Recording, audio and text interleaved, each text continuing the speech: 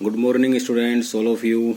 अपना जो लेसन चल रहा है मैन्युफैक्चरिंग इंडस्ट्रीज, उसमें हमने जो पढ़ा था पिछले पार्ट में वो था क्लासिफिकेशन ऑफ इंडस्ट्रीज, यानी जो उद्योगों का जो वर्गीकरण है वो हमने पढ़ा था। जो डेली रूटीन्स के अंदर, डेली लाइफ के अंदर, ठीक है, जो हम जिन चीज़ों का यूज़ करते हैं, जैसे ट्रांजिस्टर हो गया, है ना, इलेक्ट्रिसिटी बल्ब हो गई, पेट्रोलियम हो गया, और फिर ऑयल हो गया, स्कूटर, सीमेंट, ना, ग्रोसरी, और ये सब चीज़ें, जैसे ट्रांसपोर्ट हो गया, है ना, मेडिकल सिस्टम हो गया, इन सब चीज़ों के बारे में, ये अलग अलग चीज़ें कहाँ से रॉ मटेरियल इनको मिलता है, कैसे बनती हैं, ठीक है, और किस बेस के ऊपर कौन सा इंडस्ट्री है, और फिर इनके बारे में कुछ हमने जो और अदर्स डिटेल थी वो पढ़ी थी।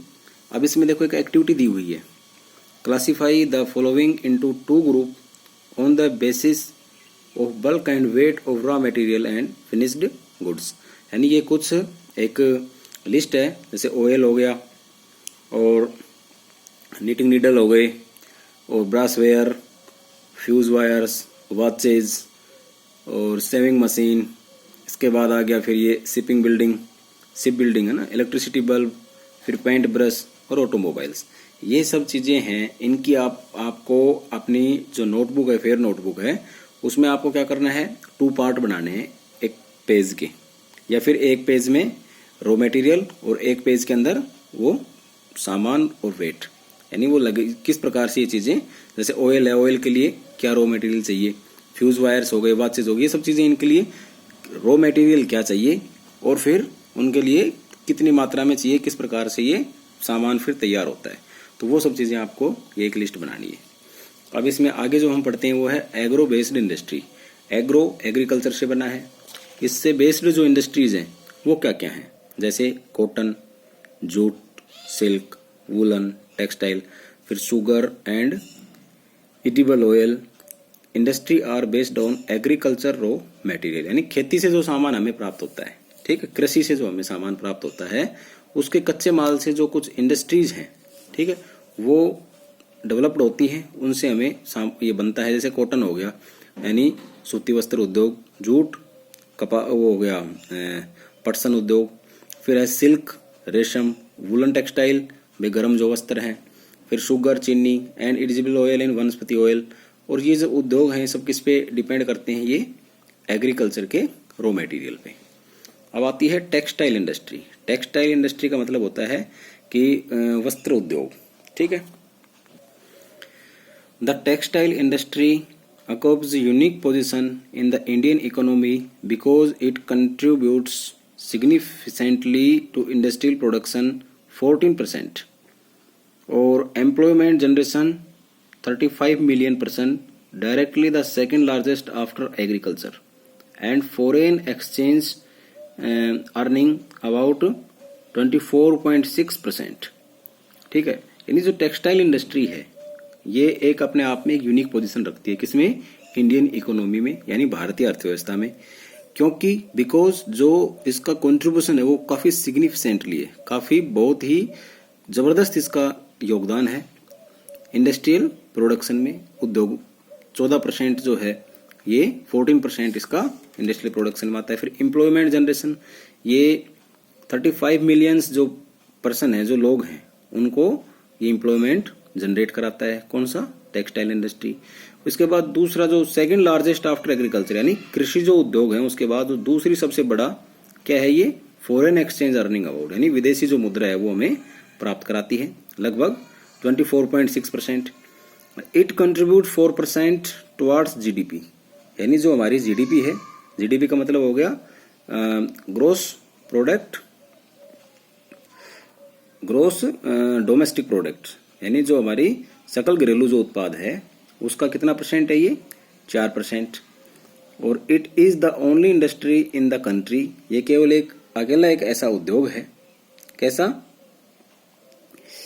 विच is self reliant and complete in the value chain from raw material to the highest value added products. यानी देश का एक अकेला ऐसा ये इंडस्ट्री है जो रॉ मटेरियल से जो हाईएस्ट वैल्यू, यानी उच्च जो मूल्य के ऊपर इसको ये कंप्लीट करता है, इसको परिपूर्ण करता है। और हमें ये इससे ज़्यादा हमें पैसे मिलते हैं। रॉ मटेरियल में कम लागत होती है लेकिन उससे अधिकतम, अब जैसे एक मान लो एग्जाम्पल के तौर के ऊपर कॉटन की एक जीन्स है, जीन्स जो अपन पहनते हैं, जो पैंट जिसे अपन बोलते हैं, वो 2000 से लेकर 3000 रुपए की आती है, एक अच्छे उसकी क्वालिटी की और एक अच्छे ब्रांड की, ठीक है।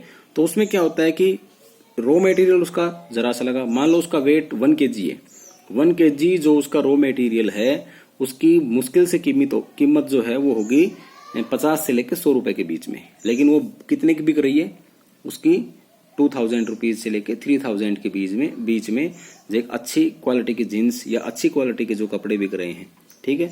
तो वो क्या है कि उसको बनाते हैं अच्छे से, उसका प्रचार प्रसार सब कुछ पैसा उसमें लग जाता है, उसके एडवर्टाइजमेंट, क्वालिटी, उसको बनाने का, उसको रंग करने का, अलग अलग कारखानों में उसको ले जाने का।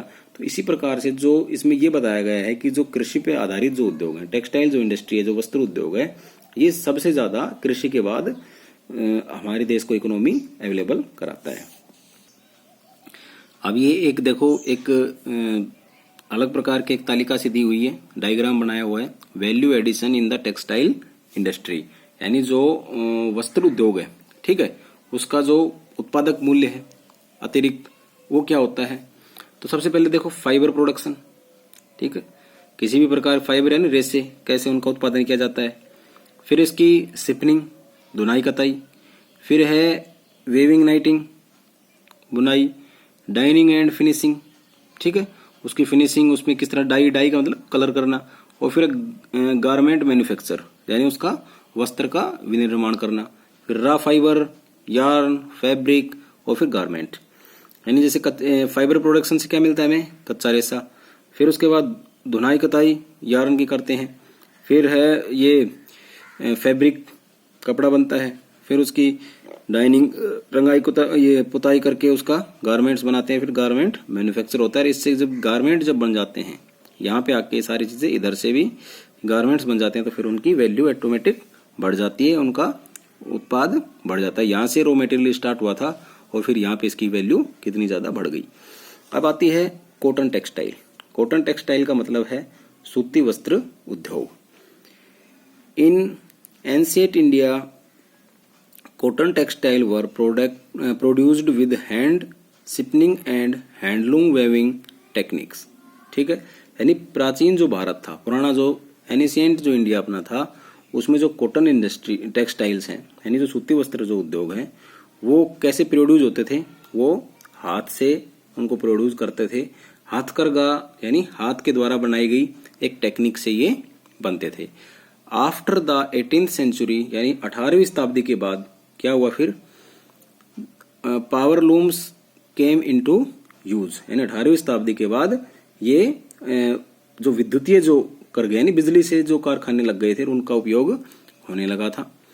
फिर our traditional industries suffered a setback during the colonial period because they could not compete with the mill made cloth from England, यानी जो ये सिस्टम था, जो अपना प्राचीन जो उद्योग था, वो सफर किया कैसे, कॉलोनाइल पीरियड, यानी कॉलोनाइल पीरियड का मतलब होता है कि जो औपनिवेशिक जो काल था, ठीक है, उसमें जो हमारे पुराने जो उद्योग धंधे थे उनको बहुत ज्यादा क्या पहुंची, हानि हुई, हार्मफुल हुआ हमारे लिए, बहुत ज्यादा मतलब सफर करना पड़ा हमको इस चीज के लिए।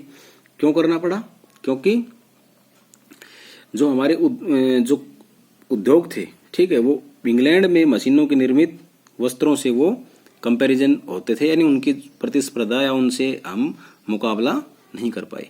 जो इंग्लैंड के अंदर जो मिल मेड क्लॉथ थे, मिल के अंदर जो कपड़े बनाए जाते थे, और हमारे यहाँ हाथों से कपड़े बनाए जाते थे, उनका कंपटीशन इतना ज्यादा हो गया कि फिर हमारे से उनका कंपटीशन नहीं हुआ, और इसके लिए हमें औपनिवेशिक काल में काफी हमें नुकसान उठाना पड़ा, काफी हमें सफर करना पड़ा। अब इसमें कुछ देखो बातें हैं।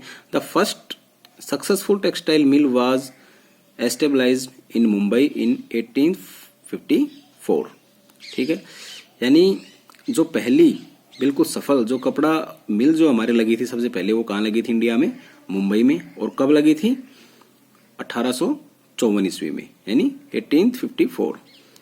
The two world wars were fought in Europe. India was a British colony there was a demand for cloth in UK, hence they gave a boost to the development of the cotton textile industry. ठीक है, जबकि यानी जो Europe है, ठीक है, ये 2 world war में यानी 2 विश्व युद्धों में ये उलझा हुआ था, जूझ रहा था। भारत है वो किसकी कॉलोनी थी? इंग्लैंड की कॉलोनी थी, यानी इंग्लैंड का गुलाम था, इंग्लैंड के अधीन था हमारा देश। ठीक है, ऐसे में जो इंग्लैंड के जो कपड़े थे, ठीक है, जो डिमांड थी, यूनाइटेड किंगडम, यूके का मतलब यूनाइटेड किंगडम है इसमें, तो उसमें जो डिमांड थी वो मांग आपूर्ति, भारतीय जो अपना इंडस्ट्रियल जो इंडियन जो कॉटन टेक्सटाइल इंडस्ट्री थी उसको बहुत ज़्यादा डेवलप हुआ, बहुत ज़्यादा उसका विकास हुआ, बहुत ज़्यादा उसको प्रोत्साहन मिला। तो आज हमने ये कॉटन टेक्सटाइल कब इस्टेब्लिश हुई, क्या उसको फ़ायदा हुआ, और एक डायग्राम, और फिर हमने टेक्सटाइल इंडस्ट्री, एग्रोबेस इंडस्ट्री ये पढ़ा है। इसमें आपको ये एक अलग अलग पार्ट्स में रॉ मटेरियल और उसके बाद जो फिनिशिंग होती है वो उनका वेट ये आपको तैयार करनी है। और मैं एक क्वेश्चन दे रहा हूँ, उसको आप अपनी फेयर नोटबुक में आपको